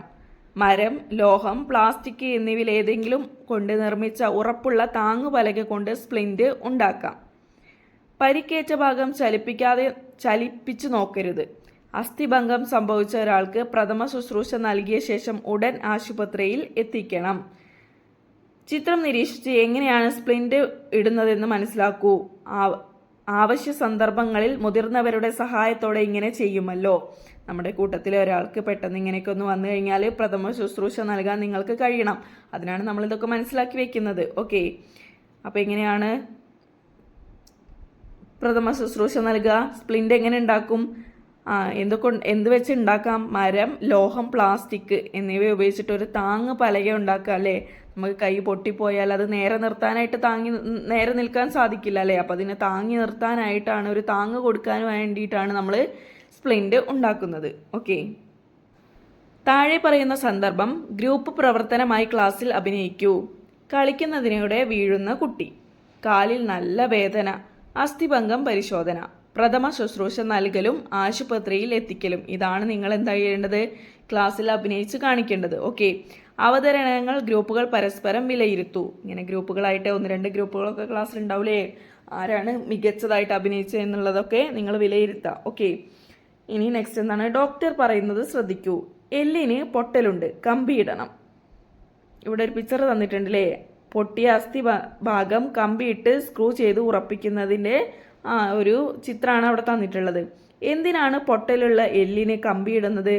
അസ്ഥിഭംഗം വന്ന ഭാഗം ശരിയായി ചേർത്ത് വെച്ച് ലോഹക്കമ്പികൾ സ്ക്രൂ ചെയ്ത് ഉറപ്പിക്കാറുണ്ട്. അസ്ഥികൾ ഇളകാതെ നിൽക്കുന്നതിനും വേഗം കൂടിച്ചേരുന്നതിനും ഇത് സഹായകമാണ്. എന്തിനാണ് ലോഹക്കമ്പികൾ വെച്ച് സ്ക്രൂ ചെയ്ത് അസ്ഥിഭംഗം വന്ന ഭാഗം ഉറപ്പിക്കുന്നത്? അത് പെട്ടെന്ന് കൂടിച്ചേരുന്നതിനത് സഹായിക്കും. ഓക്കെ, നോക്കൂ നെക്സ്റ്റ്. അധിക വായനയ്ക്ക് മുട്ടുമാറ്റിവയ്ക്കൽ. ശരീരഭാരം കൂടുന്നതും അസ്ഥികളിൽ കാൽസ്യം കുറയുന്നതും കാൽമുട്ടിന് തേയ്മാന പ്രശ്നങ്ങൾ ഉണ്ടാക്കും. പ്രായം കൂടുമ്പോഴും കാൽമുട്ട് വേദന വരും. വൈദ്യപരിശോധനയ്ക്ക് ശേഷം അസുഖമുള്ളതോ തേയ്മാനം വന്നതോ ആയ കാൽമുട്ടിലെ അസ്ഥികൾ നീക്കം ചെയ്യും. പകരം സെറാമിക്, ലോഹം, പ്ലാസ്റ്റിക് എന്നിവ ഉൾപ്പെടുന്ന കൃത്രിമ കാൽമുട്ട് സ്ഥാപിക്കുകയും ചെയ്യുന്നതാണ് മുട്ടുമാറ്റിവയ്ക്കൽ. ഇത് 20 വർഷം വരെ ഫലപ്രദമായി പ്രവർത്തിക്കും. കാൽമുട്ട് മാറ്റിവയ്ക്കൽ ശസ്ത്രക്രിയയ്ക്ക് ശേഷം പുതിയ കാൽമുട്ടിൽ ചെറിയ ചില അസ്വസ്ഥതകൾ അനുഭവപ്പെടാം. മരുന്നുകൾ ഉപയോഗിച്ചും ഫിസിയോതെറാപ്പിയിലൂടെയും ഇത് മാറ്റിയെടുക്കാവുന്നതാണ്. ഓക്കെ, അസ്ഥികളുടെ ആരോഗ്യത്തിന്. ആഹാരം ആരോഗ്യത്തിന് എന്ന പാഠത്തിൽ പോഷക ഘടകങ്ങളെക്കുറിച്ച് നിങ്ങൾ പഠിച്ചിട്ടുണ്ടല്ലോ. അസ്ഥികളുടെ ആരോഗ്യത്തിന് ആവശ്യമായ ധാതുക്കൾ ഏതൊക്കെയാണ്? ഇവ ഏതെല്ലാം ഭക്ഷ്യവസ്തുക്കളിൽ നിന്ന് ലഭിക്കും? ചർച്ച ചെയ്യൂ. എല്ല്, പല്ല് എന്നിവയുടെ ആരോഗ്യത്തിന് ആവശ്യമായ പോഷക ഘടകങ്ങളും അവയടങ്ങിയ ആഹാരങ്ങളും പട്ടികപ്പെടുത്തൂ. ഓക്കെ, ഇവിടെ പട്ടിക തന്നിട്ടുണ്ടല്ലേ. എല്ല്, പല്ല് എന്നിവയുടെ ആരോഗ്യത്തിന് ആവശ്യമായ പോഷക ഘടകങ്ങൾ, അതുപോലെ ആ പോഷക ഘടകങ്ങൾ അടങ്ങിയ ആഹാര പദാർത്ഥങ്ങൾ ഏതൊക്കെയാണ് എന്നുള്ളതാണ്. അപ്പോൾ ഏതൊക്കെയാണ് പോഷക ഘടകങ്ങൾ? കാൽസ്യം, അതുപോലെ vitamin A, vitamin C, vitamin D, vitamin K എല്ല്, പല്ല് എന്നിവയുടെ ആരോഗ്യത്തിന് ആവശ്യമായ പോഷക ഘടകങ്ങളാണ്. അവ അടങ്ങിയ ആഹാര പദാർത്ഥങ്ങൾ ഏതൊക്കെയാണ്? പാല്, ഇലക്കറികൾ, ബദാം, സിട്രസ് പഴങ്ങളിലെ സിട്രസ് പഴങ്ങൾ പറഞ്ഞാൽ എന്താണ്? ഓറഞ്ച്, നാരങ്ങ, മുസമ്പി അങ്ങനത്തെ പഴങ്ങളെയാണ് നമ്മൾ സിട്രസ് പഴങ്ങൾ എന്ന് പറയുന്നത് അല്ലേ. ഇനി സ്ട്രോബെറി, ആപ്പിൾ, ക്യാരറ്റ്, മത്സ്യം, മുട്ട എന്നിവയിലൊക്കെ എന്താണ്? എല്ല്, പല്ല് എന്നിവയുടെ ആരോഗ്യത്തിന് ആവശ്യമായ പോഷക ഘടകങ്ങൾ ഉണ്ട്. നിങ്ങൾക്ക് സ്കൂളിൽ പാലും മുട്ടയും തരുന്നത് എന്തിനാണെന്ന് മനസ്സിലായില്ലേ? അത് നിങ്ങളുടെ അസ്ഥികളുടെ ആരോഗ്യത്തിന് ആവശ്യമാണ്. ഓക്കെ, അപ്പോൾ നിങ്ങളുടെ സ്കൂളിൽ നിന്നൊക്കെ നിങ്ങൾക്ക് എന്താണ്? പാലും മുട്ടയൊക്കെ കിട്ടാറില്ലേ? അത് വാങ്ങിക്കാൻ മടി കാണിക്കുന്നവരുണ്ടോ കൂട്ടത്തിൽ? അങ്ങനെയല്ല, ആരും ചെയ്യരുതില്ലേ. അത് നമ്മുടെ അസ്ഥികളുടെ ആരോഗ്യത്തിന് വേണ്ടി സ്കൂളിൽ നിന്ന് നമുക്ക് തരുന്നതാണ്. അപ്പോൾ അതെല്ലാവരും വാങ്ങി കഴിക്കണമല്ലേ, നമ്മുടെ ആരോഗ്യത്തിന് വേണ്ടിയിട്ടുള്ളതാണ്. ഓക്കെ, നെക്സ്റ്റ് എന്താണ്? അധിക വായനയ്ക്ക്. ചെവിക്കുള്ളിലും അസ്ഥികൾ. നമ്മുടെ ചെവിക്ക് 3 ഭാഗങ്ങളുണ്ട്. അതിൽ മധ്യകർണത്തിൽ 3 ചെറിയ അസ്ഥികളുണ്ട്. ഇവയാണ് മാലിയസ്, ഇൻകസ്, സ്റ്റെപ്പിസ്. ഇവയ്ക്ക് കമ്പനം ചെയ്യാൻ കഴിവുണ്ട്. ഇവയുടെ കമ്പനം മൂലമാണ് നാം ശബ്ദം കേൾക്കുന്നത്. ഇവ കമ്പനം ചെയ്യുമ്പോൾ ബാഹ്യകർണത്തിന് ആന്തരകർണത്തിലേക്ക് ശബ്ദം കൈമാറ്റം ചെയ്യപ്പെടുന്നു. നമ്മുടെ ശരീരത്തിലെ ഏറ്റവും ചെറിയ അസ്ഥിയാണ് സ്റ്റേപ്പീസ്. ഏറ്റവും വലുത് തുടയലാണ്. ഓക്കെ, നമ്മുടെ ചെവിയിലെ 3 അസ്ഥികളാണുള്ളത്: മാലിയസ്, ഇൻകസ്, സ്റ്റേപ്പീസ്. ഇതിലെ നമ്മുടെ ശരീരത്തിലെ ഏറ്റവും ചെറിയ അസ്ഥി നമ്മുടെ ചെവിക്കുള്ളിലെ സ്റ്റേപ്പീസ് അസ്ഥിയാണ്. ഓക്കെ, ഏറ്റവും വലുത് ഏതാണ്? തുടയലാണ്. ഓക്കെ, നോക്കൂ ഇനി അസ്ഥികൂടം പുറത്തും. ഇതുവരെ നമ്മൾ ചർച്ച ചെയ്തത് ആന്തരിക അസ്ഥികൂടമുള്ള ജീവികളെ കുറിച്ചാണല്ലോ. അസ്ഥികൂടം ശരീരത്തിന് പുറത്തു കാണുന്ന ജീവികളുണ്ടല്ലോ. ചിത്രത്തിൽ കാണുന്ന ജീവികൾ ഏതാണ്? ഇതിൻ്റെ അസ്ഥികൂടം എവിടെയാണ് നിരീക്ഷിച്ചിട്ടുണ്ടോ? ചിത്രത്തിൽ ആരെ കാണുന്നത്? ഒച്ചിനെ കാണുന്നുണ്ടല്ലേ. ഇതെന്താണ്? ഇതിൻ്റെ അസ്ഥികൂടം എവിടെയാണെന്ന് നിങ്ങൾക്കറിയോ? ഇല്ല അല്ലേ. താഴെ നൽകിയിരിക്കുന്ന ജീവികളെ നിരീക്ഷിക്കൂ. ഇവയ്ക്ക് അസ്ഥികൂടമുണ്ടോ? താഴെയും കുറച്ച് ജീവികൾ തന്നിട്ടുണ്ട്. അവയ്ക്ക് അസ്ഥികൂടമുണ്ടോ? ഇവയുടെ അസ്ഥികൂടം എവിടെയാണ് കാണപ്പെടുന്നത്? ശരീരത്തിനകത്തോ പുറത്തോ? ഈ ജീവികൾക്കെല്ലാം ബാഹ്യ അസ്ഥികൂടമാണ് ഉള്ളത്. ഇവയുടെ പേര് കണ്ടെത്തി എഴുതൂ. നമ്മൾ ഇതുവരെ പഠിച്ചത് എന്താണ്? ആന്തരിക അസ്ഥികൂടത്തെ പറ്റിയാണ് അല്ലേ. നമ്മുടെ ശരീരത്തിനെ മാംസപേശികൾക്കുള്ളിലായിട്ട് കാണപ്പെടുന്നതാണ് നമ്മുടെ ആന്തരിക അസ്ഥികൂടം എന്ന് പറയുന്നത്. ഈ താഴെ കാണുന്ന നമ്മൾ ഈ ചിത്രത്തിൽ കാണുന്ന ജീവികൾക്കൊക്കെ എന്താണ്? ബാഹ്യ അസ്ഥികൂടമാണ് ഉള്ളത്. ഇതിലേതൊക്കെയാണ് തന്നിട്ടുള്ളത്? ഒച്ചുണ്ട്. ഇനി താഴെ തന്നിട്ടുള്ളത് ഏതൊക്കെയാണ്? വണ്ട്, ചെമ്മീൻ അഥവാ കുഞ്ച്, പാറ്റ, പഴുതാര, ഞണ്ട്. ഇവയ്ക്കൊക്കെ എന്താണ്? ബാഹ്യ അസ്ഥികൂടമാണ് ഉള്ളത്. ഓക്കെ, പുറന്തോടുകൾ എങ്ങനെയാണ് ഈ ജീവികൾക്ക് പ്രയോജനകരമാകുന്നത്? ശരീരത്തെ സംരക്ഷിക്കുന്നതിനും ആകൃതി നിലനിർത്തുന്നതിനും ശത്രുക്കളിൽ നിന്ന് രക്ഷ നേടുന്നതിനും പുറന്തോടുകൾ സഹായിക്കുന്നു. ബാഹ്യാസ്ഥികൂടവും ആന്തരികാസ്ഥികൂടവും എന്താണത്? എക്സോസ്കെലട്ടണും എൻഡോസ്കെലട്ടണുമാണ് നമ്മൾ പഠിക്കാൻ പോകുന്നത്. ഒച്ച്, ചിലതരം വണ്ടുകൾ, ചിപ്പി, ഞണ്ട് തുടങ്ങിയ ജീവികൾക്ക് കട്ടി കൂടിയ പുറന്തോടുണ്ട്. പഴുതാര, തേരട്ട, പാറ്റ, കൊഞ്ച് തുടങ്ങിയ ജീവികൾക്ക് താരതമ്യേന കട്ടി കുറഞ്ഞ പുറന്തോടാണ് ഉള്ളത്. ശരീരത്തിന് പുറത്തും ഇത്തരം ആവരണങ്ങളെ ബാഹ്യാസ്ഥികൂടം എന്ന് പറയുന്നു. പൂച്ച, തവള, എലി, പശു, മനുഷ്യൻ തുടങ്ങിയ ജീവികൾക്ക് ശരീരത്തിനകത്താണ് അസ്ഥികൂടം. ഇത് ആന്തരികാസ്ഥികൂടമാണ്. ഒരു ജീവിയിൽ തന്നെ ബാഹ്യാസ്ഥികൂടവും ആന്തരികാസ്ഥികൂടവും കാണപ്പെടുമോ? മുതല, ആമ എന്നീ ജീവികളിൽ ഏതു തരം അസ്ഥികൂടമാണ് കാണപ്പെടുന്നത്? ഊഹിച്ചു പറയൂ. ചിത്രങ്ങൾ നിരീക്ഷിക്കൂ. നോക്കൂ, ഇവിടെ മുതലയുണ്ട്, അതുപോലെ ആമയുണ്ട് അല്ലേ. ആമ, മുതല, ചീങ്കണ്ണി തുടങ്ങിയ ജീവികളിൽ ആന്തരികാസ്ഥികൂടവും ബാഹ്യാസ്ഥികൂടവും ഉണ്ടെന്ന് മനസ്സിലായല്ലോ. അവയ്ക്ക് എന്താണ്? കട്ടിയുള്ള പുറന്തോടും ഉണ്ട്. എന്താണ്? ഉള്ളില് അസ്ഥികൂടവും ഉണ്ട് അല്ലേ. നിങ്ങൾക്ക് പരിചിതമായ ജീവികളെ ആന്തരികാസ്ഥികൂടമുള്ളവ, ബാഹ്യാസ്ഥികൂടമുള്ളവ, ബാഹ്യാസ്ഥികൂടവും ആന്തരികാസ്ഥികൂടവുമുള്ളവ എന്നിങ്ങനെ തരംതിരിക്കൂ. ഇവിടെ താഴെ ഒരു പട്ടിക തന്നിട്ടുണ്ട്, അത് ഫില്ല് ചെയ്ത് കൊടുക്കാം. ഓക്കെ, ഫസ്റ്റ് വൺ എന്താണ്? ആന്തരികാസ്ഥികൂടമുള്ളവ ഏതൊക്കെയാണ്? പൂച്ച, തവള, എലി, പശു, മനുഷ്യൻ, കാക്ക, കോഴി, പാമ്പ്, നായ തുടങ്ങിയവയ്ക്കൊക്കെ എന്താണ്? ആന്തരികാസ്ഥികൂടമാണ് ഉള്ളത്. ഇനി ബാഹ്യാസ്ഥികൂടമുള്ളവ ഏതൊക്കെയാണ്? ഒച്ച്, വണ്ട്, ചിപ്പി, ഞണ്ട്, പഴുതാര, തേരട്ട, പാറ്റ, ചെമ്മീൻ എന്നിവയ്ക്ക് എന്താണ്? ബാഹ്യാസ്ഥികൂടമാണ് ഉള്ളത്. ഇനി ബാഹ്യാസ്ഥികൂടവും ആന്തരികാസ്ഥികൂടവും ഉള്ളവ: ആമ, മുതല, ചീങ്കണ്ണി. ഓക്കെ, നോക്കൂ നെക്സ്റ്റ്. ഇനി അധിക വായനയ്ക്ക് ബാഹ്യാസ്ഥികൂടം. നട്ടെല്ലില്ലാത്ത മിക്ക ജീവികൾക്കും ബാഹ്യാസ്ഥികൂടമാണുള്ളത്. ബാഹ്യാസ്ഥികൂടമുള്ള ജീവികളിൽ ഏറ്റവും കൂടുതലുള്ളത് പ്രാണികളാണ്. ബാഹ്യാസ്ഥികൂടം കാലക്രമേണ പൊഴിച്ചു കളയപ്പെട്ടേക്കാം. ആന്തരികാസ്ഥികൂടം ഉള്ള ജീവികളിൽ ബാഹ്യാസ്ഥികൂടത്തിനും സമാനമായ ചില ഭാഗങ്ങളുണ്ട്. മത്സ്യങ്ങളുടെയും ഉരഗങ്ങളുടെയും ചെതുമ്പലുകൾ, പക്ഷികളുടെ തൂവലുകൾ, ജന്തുക്കളിലെ രോമങ്ങൾ, നഖം, കൊമ്പ്, കുളമ്പ് എന്നിവ ഉദാഹരണങ്ങളാണ്. ഓക്കെ, എന്താണ് ബാഹ്യാസ്ഥികൂടം എന്ന് പറഞ്ഞാൽ? നട്ടെല്ലില്ലാത്ത മിക്ക ജീവികൾക്കും കാണപ്പെടുന്നുണ്ട് എന്ത്? ബാഹ്യാസ്ഥികൂടം അല്ലേ. കൂടുതലായിട്ട് എന്താണ്? പ്രാണികളിലാണ് ഇത് കാണപ്പെടുന്നത് അല്ലേ. ഇനി ചില മത്സ്യങ്ങളുടെയും ഉരഗങ്ങളുടെയും ചെതുമ്പലുകൾ, അതുപോലെ പക്ഷികളുടെ തൂവലുകൾ, ജന്തുക്കളിലെ രോമങ്ങൾ, നഖം, കൊമ്പ്, കുളമ്പ് എന്നിവ എന്താണ്? ബാഹ്യാസ്ഥികൂടത്തിന് ഉദാഹരണങ്ങളാണ്. ഓക്കെ, ഇനി ബാഹ്യാസ്ഥികൂട വിസ്മയങ്ങൾ ഒരുക്കാം. താഴെ കൊടുത്ത ചിത്രങ്ങൾ നോക്കൂ. ഇത്തരം കരകൗശല വസ്തുക്കൾ കണ്ടിട്ടില്ലേ? ഇവയെല്ലാം ജീവഹാനി വന്ന പലതരം ജീവികളുടെ ബാഹ്യാസ്ഥികൂടം ഉപയോഗിച്ച് നിർമ്മിച്ചവയാണ്. നിങ്ങളുടെ ചുറ്റുപാടും ലഭ്യമാകുന്ന ഇത്തരത്തിലുള്ള ചിപ്പി, കക്ക, ശംഖ് തുടങ്ങിയ ബാഹ്യാസ്ഥികൂടങ്ങൾ ഉപയോഗിച്ച് കരകൗശല വസ്തുക്കൾ നിർമ്മിച്ച് വീട്ടിലും ക്ലാസ്സിലും പ്രദർശിപ്പിക്കൂ.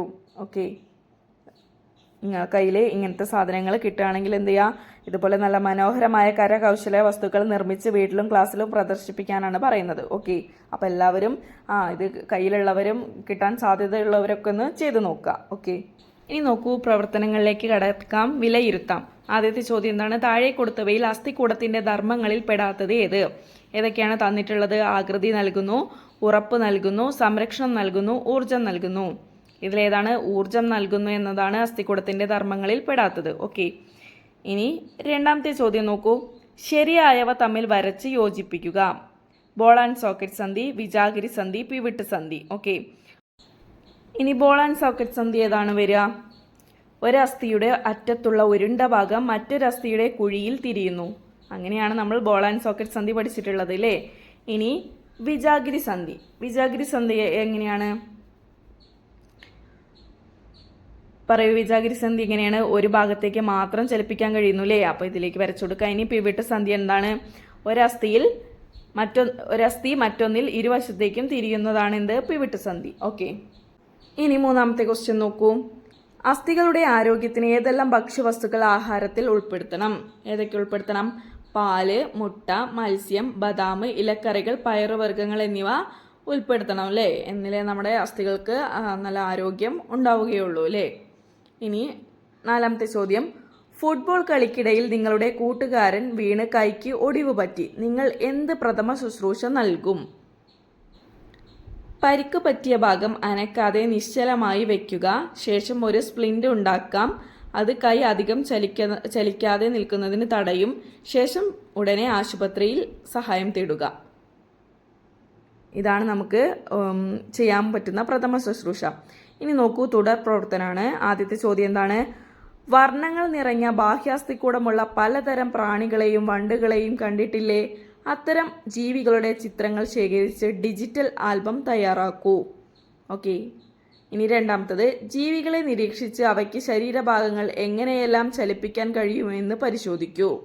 ഓക്കെ, ഇനി മൂന്നാമത്തത്. പിവിട്ട് സന്ധി നിർമ്മിക്കാം. ചിത്രത്തിൽ കാണുന്നത് പോലെ 15 സെന്റിമീറ്റർ നീളമുള്ള ഒരു മരക്കട്ട സ്ക്രൂ ഉപയോഗിച്ച് യഥേഷ്ടം തിരിക്കത്തക്ക വിധത്തിൽ മേശപ്പുറത്ത് ഉറപ്പിക്കുക. മരക്കഷ്ണത്തിന്റെ അഗ്രങ്ങൾക്ക് മുകളിലും താഴെയുമായി ഇരുവശത്തും ചിത്രത്തിൽ കാണുന്ന വിധം A, B എന്നീ സ്റ്റോപ്പറുകൾ ഉറപ്പിക്കുക. മരക്കട്ട തിരിച്ചു നോക്കൂ. പിവിട്ട് സന്ധിക്ക് സമാനമായ ചലനമല്ലേ കാണുന്നത്? അപ്പോൾ ഈ പ്രവർത്തനങ്ങൾ എല്ലാവരും ചെയ്തു നോക്കുക. ഓക്കെ, ഡിജിറ്റൽ ആൽബം തയ്യാറാക്കാനുണ്ട്. ഓരോ ജീവികളെയും നിരീക്ഷിച്ച് അവയുടെ ശരീരഭാഗങ്ങൾ അവ എങ്ങനെയൊക്കെയാണ് ചലിപ്പിക്കുന്നതെന്ന് കണ്ടുപിടിക്കാനുണ്ട്. പിന്നെ പിവിട്ട് സന്ധി നിർമ്മിക്കാനുണ്ട്. ഓക്കെ, ഇതാണ് നമ്മുടെ മൂന്നാമത്തെ ചാപ്റ്റർ ആയിട്ടുള്ള നിവർന്ന് നിൽക്കാം എന്നുള്ള പാഠഭാഗത്ത് നമുക്ക് പഠിക്കാനുള്ളത്. അപ്പോൾ എല്ലാവരും ക്ലാസ് നന്നായിട്ട് ശ്രദ്ധിച്ച് കേൾക്കുക, മനസ്സിലാക്കുക, നന്നായിട്ട് പഠിക്കുക, പ്രവർത്തനങ്ങളെല്ലാം തന്നെ ചെയ്യുക. ചാനൽ സബ്സ്ക്രൈബ് ചെയ്യാതെ കാണുന്ന മക്കളുണ്ടെങ്കിൽ പെട്ടെന്ന് തന്നെ ചാനലൊന്ന് സബ്സ്ക്രൈബ് ചെയ്ത് വയ്ക്കുക. എങ്കിൽ മാത്രമേ നമ്മൾ ഇനി ഇടുന്ന പുതിയ വീഡിയോസ് നിങ്ങൾക്ക് മിസ് ചെയ്യാതെ കാണാനായിട്ട് സാധിക്കുകയുള്ളൂ. അതുപോലെ നിങ്ങളുടെ കൂട്ടുകാർക്കും കൂടെ ഒന്ന് ഷെയർ ചെയ്ത് കൊടുക്കുക. ഓക്കെ.